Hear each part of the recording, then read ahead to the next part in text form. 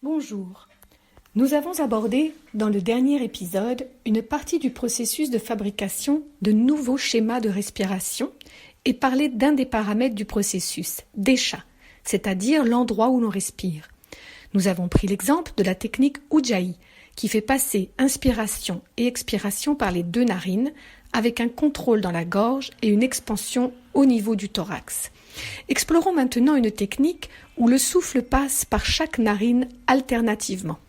C'est une technique qui utilise la main en Mrgi Mudra ou Mudra de la biche. Si on joue aux ombres chinoises, la main en projettera une ressemblant au museau de la biche.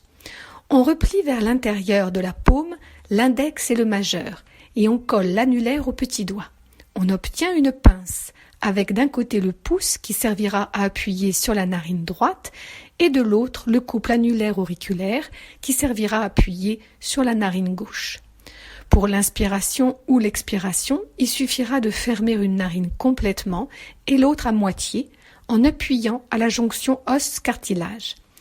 De nombreuses combinaisons existent qui utilisent Mrgi Mudra pour chaque phase de la respiration, seule ou en alternance avec Ujjayi. Par exemple, la technique Anuloma Ujjayi utilise Mrgi Mudra pour l'expiration en alternant narine gauche et narine droite et Ujjayi pour l'inspiration.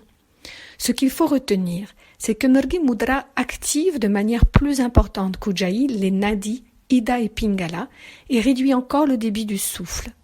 Pensez bien à fermer une narine complètement et l'autre à moitié, sinon l'énergie pourrait se disperser dans la région du haut du crâne, et en particulier vers le chakra au milieu des yeux, et provoquer des désordres émotionnels, neurologiques et spirituels.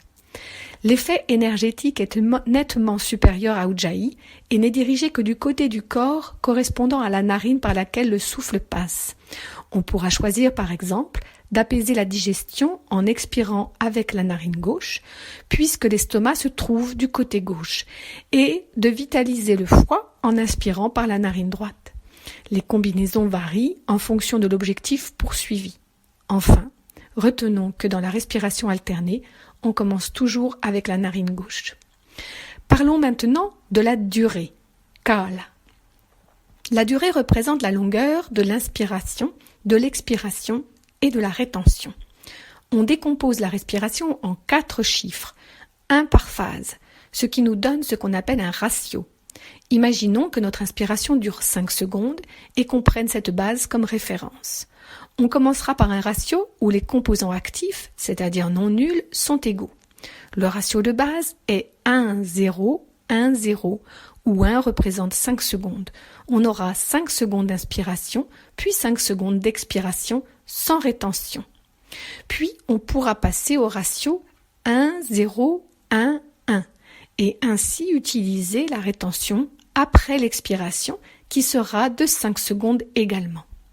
Puis au ratio 1, 1, 1, 0 avec rétention après l'inspiration mais pas après l'expiration. Et enfin 1, 1, 1, 1 avec rétention après l'inspiration et après l'expiration. Le but sera ensuite d'allonger la valeur d'un composant en essayant par exemple de doubler le temps de l'expiration par rapport à l'inspiration. Le ratio deviendra alors 1, 0, 2, 0. Nous n'allons pas rentrer plus dans les détails, ce serait inaudible.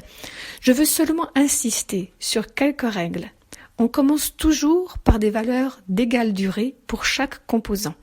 On allonge toujours l'expiration avant l'inspiration. Mais la rétention après l'expiration ne doit jamais être supérieure à l'expiration elle-même, sous peine de déclencher une panique dans le système respiratoire et émotionnel. De même, l'inspiration n'est jamais supérieure à l'expiration, donc pas de ratio du type 2, 0, 1, 0. Mais on peut jouer sur la rétention après l'inspiration, autant que l'on souhaite, dans la pratique, jamais plus de 4 fois la valeur de l'inspiration. On ne modifie qu'un des composants du ratio à la fois et on reste sur un ratio un certain temps avant d'engager un nouveau changement. Une règle d'or du yoga, étape par étape et toujours maintenir et stabiliser une étape avant de passer à la suivante.